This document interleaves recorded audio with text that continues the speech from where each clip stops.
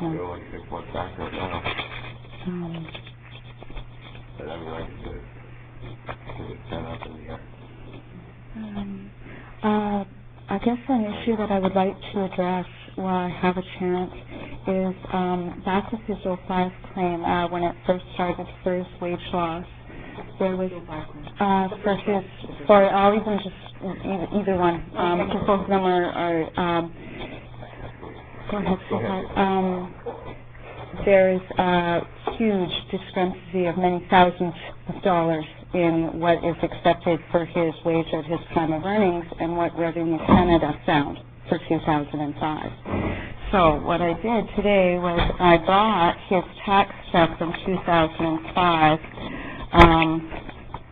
It was stated that Lauren had only made 33 or something like that the year that he was injured, but Government of Canada actually found the fact that he has made in excess of $47,000 that year. So we have many monies that are an issue, considering what was actually accepted on the claim for wage loss and what the Government of Canada says that he made that year. What I'm going to do here is just kind of have a look through my thing. I know I brought my tax information with him for that. I just got to find it. So with that, we need to maybe see if we can, because that would change his pension, that would change the amount of his current wage loss, and a lot of other money from back in the day that needs to get addressed.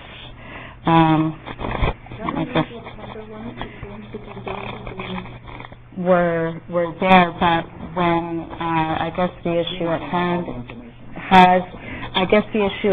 would be, if the Government of Canada said Lauren made this much, but you guys are saying, well, no, we're only accepting the fact that he only made this much, there's going to be a problem with our taxes. Sorry, I just kind of got to turn in there with you here for a second. Is that the door, sweetheart? There we are. So when Lauren's employer sent in her stuff to Chris Winkler, and again, attention Chris Winkler, because it was sent many times to Mr. Chris Winkler,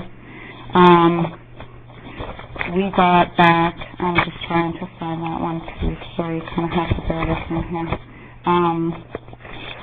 The Government of Canada, of course, found more money that year than what was accepted on the claim. Oh, look at that. See, another receipt hiding everywhere.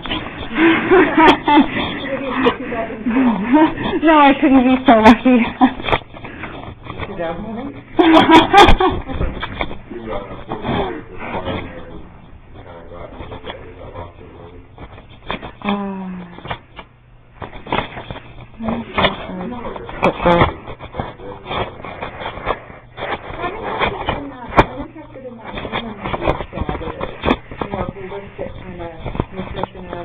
Oh, yes.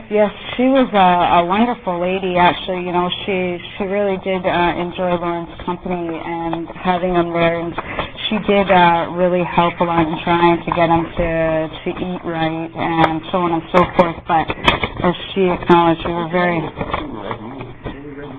limited on, dietitian things. I mean, I'd be lucky if my kids get a piece of fruit every few days, let alone Lauren. Okay, so, sorry, just kind of bear with me here for a second. Yes, I have something. So, in regards to that, the wage loss, I guess, is a major issue because, of course, it fits into his wage rate and to WCAT for the CRPS, which we would have. Okay. My dad is telling me that's something we may not be able to help you with, but we'll certainly look at it. So how would we go back then and re-amp that, given the fact that his, the wage that he's currently getting, of course, isn't correct, right? I think what we're going to need to do from our perspective is go back and see what documentation we have. Yeah. Because you have the two claims, what happens when you have one claim, you set a wage rate based on one claim looking back. Yeah. And depending on the category, the rules around how they establish the wage rate on your first claim might be similar to how they applied on the second claim. But they use a different period, these are different periods of time. So I think what we need to do is we need to go back and see what we have. Okay. From a perspective of... was nearly 50% taxes and all that stuff. Like, yeah, which was where there's a review that... Self-employed? Yeah, that went back. But my Yeah. wife is inside the hour. I don't get it. Well, it's one of those. But I think what we need to do is go back and see what rules were applied. Yeah. I didn't focus that intensely in my review. I was more concerned about some psychological issues and medication, and I put my focus there. But since we've raised this issue, we'll go back and have a look at the wage rate and see exactly how it was established and what the decisions were. And if there's any room to there may not be. I just want to be honest. Yeah, let's see how it goes. I mean, that's all I can say, right? That's right. I mean, I'm not going to, Apparently I did, The other question I had too was, did you ever, I know at one point you referenced a lawyer, but did you ever look at the workers' advisors to try to get pictures? yes, ma'am. too much. My Too claim much. is too much. Too much, too much, too much. My lawyer went to my claim and he saw many human rights. He finds quite a few against conflict and policies and practices. It would appear that that is the one thing there. That's okay. And I feel... Yeah. Certainly I not. got the government to do my taxes. So. Oh, yeah, because we couldn't do it. So it sounds good. No problem. The WorkSafe Advisor, the WorkSafe Advisory Services is an organization that is, the people that work there are very well trained. It's a volunteer basis, and in Campbell Rivers, they're only there for 2 hours once a week. Yeah. But let me try and explain a little more for you, because I think this is some pieces here that they may not have really looked at before. The WorkSafe Advisory Service is funded by the Minister of Labour. Yeah. They're a separate independent arm to WorkSafeBC. Got a letter from him too. Which is good. Yeah, he told me it wasn't his job, and that he has nothing to do with compensation, and don't bother him. Yeah, that was Michael Duzon. Same with the homelessness. Same with workers' advisors. They said, no, this is way too much for us. Don't worry. Not at all in writing. Wow. Well, we can talk about that the next time we come up. We can bring some of that up. Yes, we are.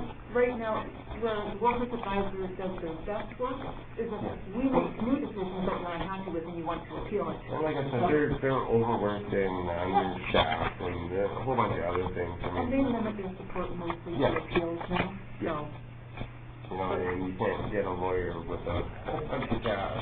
yeah. I mean, you're my lawyer, you cost me $7,000.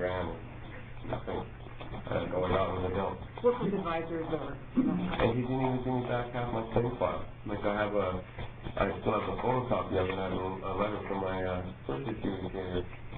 Cynthia Teichner. Telling them how she was responsible for my claim using those words. I apologize for being fraudulent in your claim for withholding your income information. I feel like I couldn't get anywhere. I couldn't find her after that.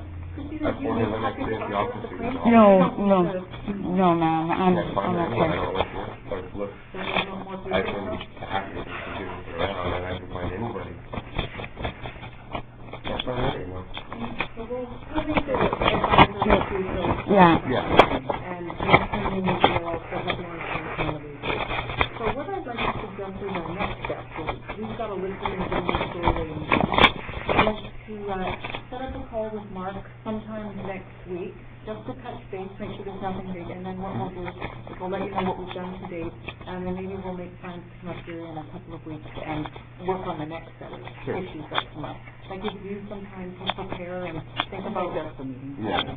I mean, personally, I'd like to move away from the campus to medical care and everything else. There's nothing here for me. There is nothing to help me go forward.